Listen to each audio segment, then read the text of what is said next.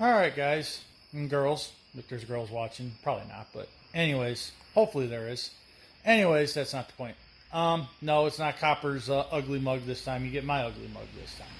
I'm not great with the selfie thing, but I'm going to try rather than you hear me ramble and just look at the wall or look at something crazy. But we're out here in the shop doing some cleaning, which seems like I'm always cleaning and losing a battle with that. I'm bad for that, but whatever. It is what it is. Working on my son's Cougar out there, which I can't show you because I'm not smart enough to do the selfie thing. And it's back there somewhere. Anyways, my son's Cougar out there. I was working on some wiring, and then promised Copper I'd make this video a long time ago. We're probably talking like beginning of summer, and I never did. Slacker, I know, terrible. But I actually shot a couple of quick clips when I was in the, we call it the summer parade, which was like June 28th or 29th or whatever here in Michigan City, of me actually driving my car in the parade and the temperature going up and down. And I'll send them clips too, see if he puts them in or not. Ultimately, he's the editor. It's his channel. So, you know, we'll see what happens. Usually he does put everything I put in. But anyways, today's topic is the E-85. Because that's what I run in my car, personal preference. Or, well, mainly I got tired of running 110 because it was like 650. Well, it depended on where you went. If I went to the fuel station in LaPorte, which is 15, 20 minutes from the house, it was $6.59 a gallon. And other places, like literally right down the street, I could have bought it, but it was $8.50 a gallon. So $2 a gallon difference for a 20-minute drive, and you're buying 10 gallons. That's a lot of money. Adds up real quick. And you know, street driving, it burns a lot of fuel. Just a lot of things. And E-85, the biggest thing too is 110. Yeah, I can get it down the street, but I have to be there before 5 o'clock. Well, most days I work till 7, 8, 9 o'clock. You know, Saturday they close at 12:30. I'm not a morning person on Saturdays. I usually sleep in, or if I do get up, I spend time with the family or whatever. I'm not going to rush to go get fuel to go racing. The benefit, you know, E-85, I can go down and get it straight out of the pump. Yeah, I'm talking with my hands that you guys can't see, but I can go get it out of the pump. For us, any gas station you drive into pretty much has E-85. I got it on that corner. I got it down on that corner. 4 other gas stations going that way. I mean, it's all over the place. I pretty much buy it at one place, and it's usually 85. I test it all the time. I make sure it's right.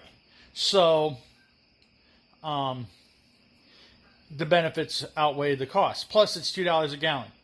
Or was. It's not anymore. It's damn near $3. But, yes, you use some 30 to 40% more.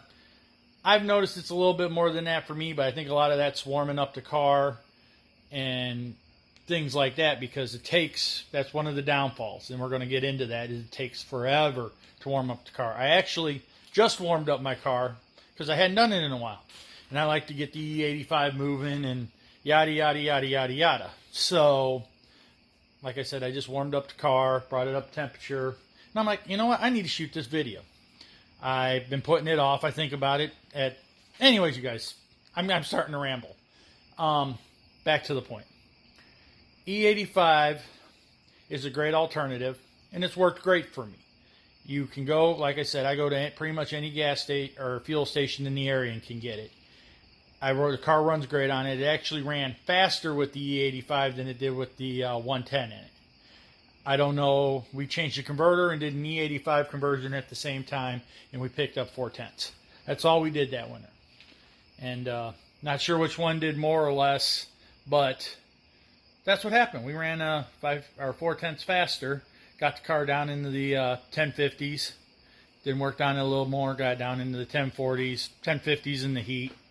Car runs good, temperature stays good, you know, everything. It works really good with the E-85. So it works great. E-85 is, you know, so far been good to me, hasn't given me many problems. Like I said, it's available everywhere for me. Now, the availability thing.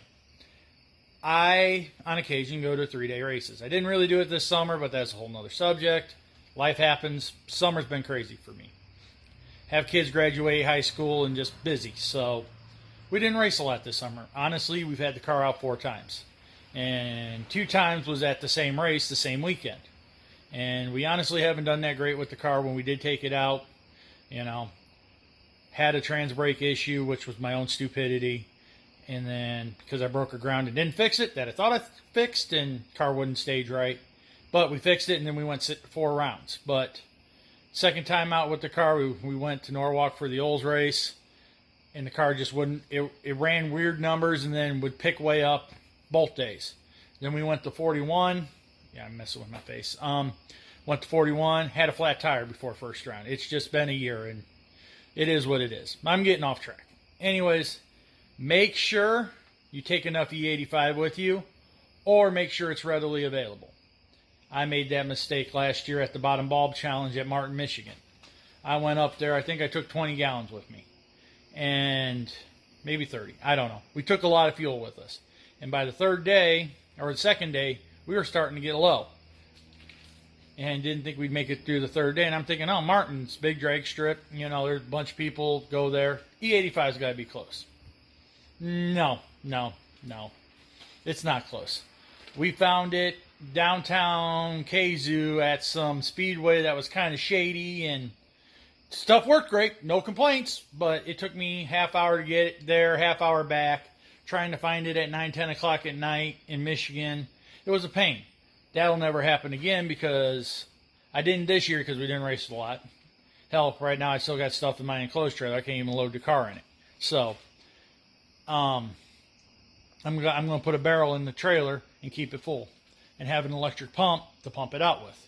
So that way I can have fuel at any of these places without having to go look for it. So, anyways, I'm going to have to stop it to flip the camera around because I'm not smart enough to flip the camera around. But, wow, I'm doing terrible tonight. Converting to E-85. That's where I wanted to go next. It actually started, I sent my carburetor down to my buddy Jim Cooper at JCE Fuel Systems to have it rebuilt. Just have them go through it, make sure everything's right, make sure it's, you know, sometimes you send stuff to the experts because they know what to do. So he called me when he got it. He goes, I got it apart. Have you ever thought about E-85? I'm like, I've thought about it. Not ready to make the plunge, but I've thought about it. He goes, well, your carburetor's in pieces. Right now it ain't going to, you know, cost you a little bit more now, but if you do it again, it's going to cost you a lot more. And I'm like, you know what? You talked me into it. Don't twist my arm. Let's just do it. You know, because I had set the car up, fuel pump, fuel filter, everything else to run E-85 because I always knew it could be a possibility. So he talked me, you know, not talked me into it, but mentioned it to me. So I'm like, you know what? Let's go ahead and do it. I like the idea. So he converted the carb. I'm not even going to act like I know. I know you got to have more fuel than air and a bunch of stuff, magic, wizardry. It works. You know, he rebuilt my carburetor from a run-of-the-mill old-ass Dominator to a nice-looking powder-coated stuff, put newer bowls on. I mean, he did a fantastic job on my carburetor, and it works perfectly. So let me turn the camera around so we can look at some stuff. All right, welcome back, I guess, or continuation. My air cleaner. Yes, I cheated. I loosened the nut already. But this is my carburetor. Like I said, it was just a plain Jane Dominator. I'll try to send Copper some pictures that he can include, but he took it all apart, rebuilt it, special metering blocks. Like I said, he changed the bowls for me, powder coated everything blue, because obviously the car's blue. You know, he just really went 120% on it, you know, asked me cam specs, motor specs, and really dialed it in really, really well. Just made it right. We put it on the car. I adjusted the idle and the air-fuel ratio on it. And I had a air-fuel ratio gauge on my car at the time, and I believe, don't quote me because I'm terrible with remembering shit, but I think it's 10.5 that you want to shoot for with the ethanol on a regular standard airflow, and it hit it damn near perfect. So it worked really good. He honestly didn't even see the car for a year with it on the carburetor. He actually just had Norwalk and tuned it a little bit, and we need to actually take it down and put it on a chassis dyno and really run it out and see if it's right. But that's the carburetor. He went through it 120%, works perfectly, didn't do anything else at all to the motor. I did go out and buy a special green fuel jug, so I know what the E-85 is. And then I got one of my barrels back there that, being that you can't get E-85 during the winter, I store 55 gallons, so in the spring I have fuel. That's just a personal preference. You don't have to do it. But, like I said, everything else, I got an Aeromotive regulator. I got an Aeromotive A1000 in the back. I got a stainless steel screen.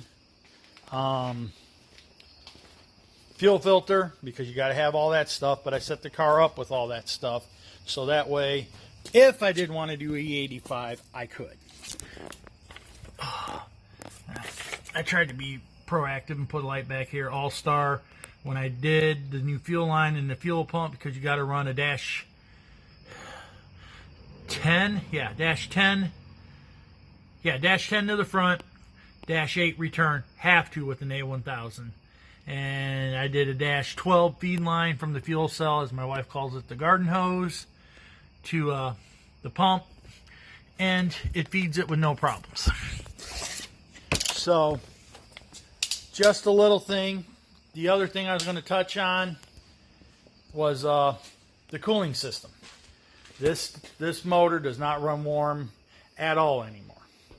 I actually put a smaller radiator in it to take a little more weight, went down to a single fan, just made everything, it's so efficient it doesn't get warm. Even this intake, like I said, I was just running the car, well, it's heat soaked a little bit, but if you do it right after it runs, it's ice cold, like ice cold.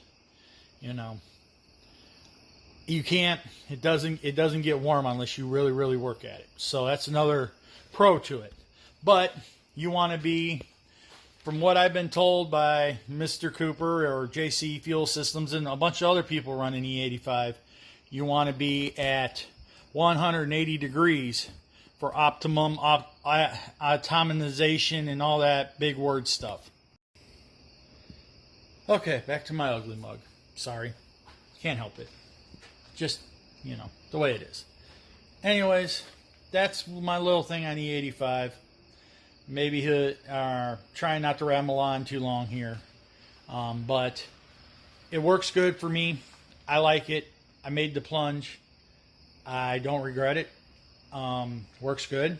Like I said, I can't say it was all E85. Can't say it was all the converter. But when you pick up 4/10 with something simple, don't know, I'm happy with it. So it is what it is. And you guys got any questions, shoot away or whatever, want to know more, personal opinions, this is what I did, this is how it worked for me. It's worked great for 3 years now. It may not work as well for other people, I don't know. This has worked for me. You hear horror stories. Mine, you're not supposed to let it sit. I've let it sit a little longer than I should have, more than once. People say, 2 weeks, you got to have it all cleaned out. I've done a month and a half. I drain the carburetor over the winter. I don't drain the fuel system. I put a bunch of Lucas additive in it, mix it in real good, run the car, drain the carburetor, take it off. Ain't had a problem yet, 3 years. I don't know, you see horror stories on the internet of stuff that just looks terrible. I ain't had that problem. So, I'm not saying it's right, I'm not saying it's wrong, just saying it works for me. So, like I said, I'm not even going to try to do his socials.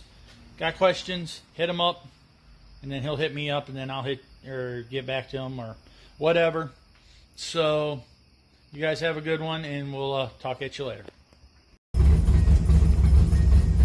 Alright guys, I don't know how well you can hear me as I'm trying to lock my camera, but one of the joys of E85 is the motor runs a lot cooler. As some of you may have known, I talked about putting a smaller radiator in my car, smaller fan and everything. And I'm actually in the middle of the Michigan City Parade right now, which we're on me, so you can't see. But we're sitting here, and Ben's sitting here in the same spot for a few minutes. I have my fan on when it kicked to 180, and it's already dropping back down to 160. So I just wanted to take a little video footage of it while we're doing this and talk about it. You know, this is how good E-85 runs and runs full. Oh, okay, that wasn't the one I was looking for. Alright, here we are with the gauges. It's 160, the fan is on, but I'm getting ready to turn it off. Oil pressure, everything's warm, it's good. The tach. But like I said, we're literally in the middle of a parade in the car with a half-filled block on E-85. I just turned the fan off. My switch off is no fan. When I turn it double on, it's a fan. We're coming back up off of 160. It'll get to 180. I'll turn it back on. It'll drop to 160. Anyways, talk to you guys later.